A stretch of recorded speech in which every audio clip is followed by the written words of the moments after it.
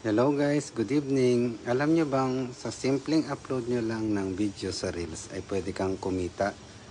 Basta galing sa'yo at authentic, hindi siya galing sa ibang app, mga tinatawag nilang third app, party apps katulad ng TikTok, ay pwede kang mamonetize sa Facebook Reels.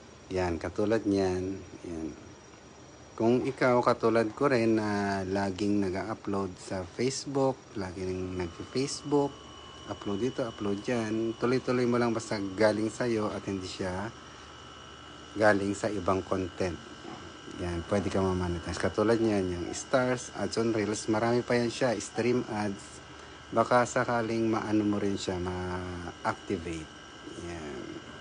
Kaya kung ikaw, Facebookers ka, tuloy-tuloy mo lang yan at baka sakaling ma-monetize.